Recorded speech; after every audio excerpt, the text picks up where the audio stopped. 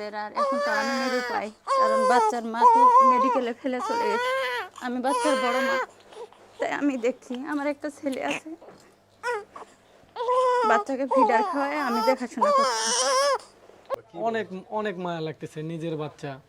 আমি তো আর মানে মা ফেলে গেলেও তো আমি তো ফেলতে পারবো না। আমার তো যেইভাবে হোক কষ্ট করে হলেও মানুষ করতে হবে, সেটা তো আমার করতেই হবে। আমি খুব মানে খুবই খারাপ চোখে দেখতেছি এটা, খুবই খুবই। এটা মানুষ মানুষ করে না এগুলা কাজ। এটা মানুষ হয় মানুষের কাজ করে না। একটা ছোট বাচ্চা তুই কি করে তার মা চলে আসতে পারে? কেউ পারবে বলেন? কেউ পারবে না। নাই।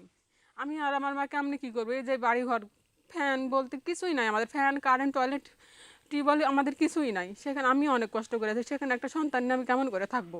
তারা সবাই আছে তারা সব থাকেও সাংবাদিক ডাকতেছে, থানায় যাচ্ছে, এগুলা করিচ্ছে কিসের জন্য? আমরা তো এগুলা করিনি, করার দরকার তো ছিল আমাদের। একটা মা কখনোই চাইবে না যে একটা সন্তান ফেলে দিয়ে আসি। আমার তো দ্বিতীয় বিয়ে না, আমার প্রথম বিয়ে, প্রথম সন্তান। আমারও অনেক শখ ছিল, স্বপ্ন ছিল শাশুড়ি পাশে থাকবে, স্বামী পাশে থাকবে, কারণ ছোটবেলা থেকে আমি কাউকে পাইনি, মাকেও সবসময় ভালোভাবে কাছে পাইনি। এতিমখানায় 12 বছর মানুষ হচ্ছি, ওখানেই থেকেছি। ওখানে যে কত কষ্ট করে থাকেছি, লেখাপড়া করছি, সেটা আমি, আমার আল্লাহ আর আমার স্যার ম্যাডামরাই ভালো জানে। মা বাবা, নানা নানি, নিজের বাবাকেও তো আজ পর্যন্ত আমি চোখেও দেখিনি। তাহলে আমি কি চাইবো যে আমার সন্তান এরকম হোক? আমি কখনোই চাইতাম না, কিন্তু তারা আমাকে বাধ্য করলো এরকম করতে। কারণ আমাকেও তো জীবনে বাঁচা থাকতে হবে, পথ চলতে হবে। তাদের ছেলেকে না হয় বসায় রাখবে সারা জীবন, আমি তো বসে থাকতে পারবো না, আমাকে সংসার করতে হবে। এই বয়সে আমি কি করতাম? তাদের সন্তান আমি তাদেরকে ঘুষায় দিয়ে দিছি। এত অত্যাচার সহ্য করে আমি কি করে ওখানে সংসার করব? মহৎ একটি কাজ করছেন, তো এটা আপনার কেমন লাগছে? আমার জন্য ভালোই লাগছে, যেহেতু ওর মা নাই পাশে এখন, তা আমি আদর দিতে পারছি, আমার কাছে ভালোই থাকতেছে। এই জন্য আমাকে ভালোই লাগছে, আমার কোনো কষ্ট হয়নি। আসলে বাচ্চাটা যেদিন নিয়ে আসছি আমার কোলে দিচ্ছে, তখন থেকে বাচ্চার প্রতি আমার খুব মায়া। ছেড়ে আমি থাকতে পারছি না, সংসারে কোনো কাজও করতে পারছি না। আমার স্বামী বললাম, বলছে যে নাও, সমস্যা নেই, আমরাই দেখি। বাচ্চা থাকছেও আমার কাছে, অন্য কেউ নিলে হয়তো কান্নাকাটি করেছে, আমি নিলে আবার থেমে যায়। আমার বাচ্চাটা যখন হয়েছিল, তারপরে আমাকে আমার ওয়াইফ ওষুধ নিতে বলে। তারপরে আমি ওষুধ নিতে গেছি, আসে দেখতেছি আমার ওয়াইফ বাচ্চা রেখেই পালে চলে গেছে।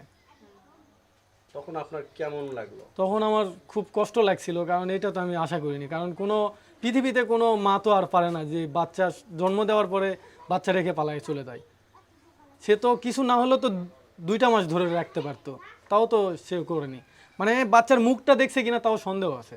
আমার বাচ্চাটার জন্য এখন আমি এটাই চাচ্ছি, আমার বাচ্চাটা যেটা করলে ভালো হবে, আমি আইনের কাছে ওইটাই বলছি, আমাকে ওইটাই যেন করে দেয়। আমি এইটাই সবার কাছে মানে দাবি করতেছি, আমার বাচ্চাটা যেন সুন্দরভাবে পৃথিবীতে বেঁচে থাকতে পারে, মানুষের মতন যেন মানুষ করতে পারি আমি।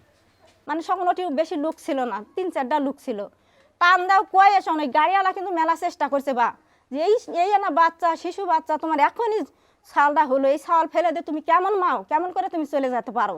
তখন ওই ডাক্তারনিরও মেলা জেরা টানলো যে এই বাচ্চা তুমি কেমন মাও, এটা অন্য পরের সন্তানও যদি হয় তাও সেই মানুষ ফেলে দিয়ে যেতে পারে না মা হয়ে। নেশা করে আসছে, প্রতিবাদ করছি, আমার পেটে লাথি মারছে, অনেক অত্যাচার। 4 দিন আমাকে না খায়াও রাখছে। এমনকি আমাকে কোনো পোশাক, মানে মেয়েদের যেই পেটে বাচ্চা আসলে ম্যাক্সি পেটিকোটের দরকার, এগুলো কিছু নিয়ে দেয়নি আমাকে। অনেকভাবে অত্যাচার করছে, মানে কিছু যে খাইতে হবে ভালো মন্দ সেগুলোও না। কিন্তু খাবারের কথা আমি কিছু মনে করিনি। যখন আমার পেটে লাথি মারলো আমি বললাম, তোমরা সন্তান নিলে নাও, না নিলে নষ্ট করে দাও, কিন্তু তোমাদের বাচ্চা নষ্ট করতে যে আমার কোনো ক্ষতি করো না। তোমার সাথে সংসার না করলে অন্য জায়গাতে আমাকে তো করতে হবে।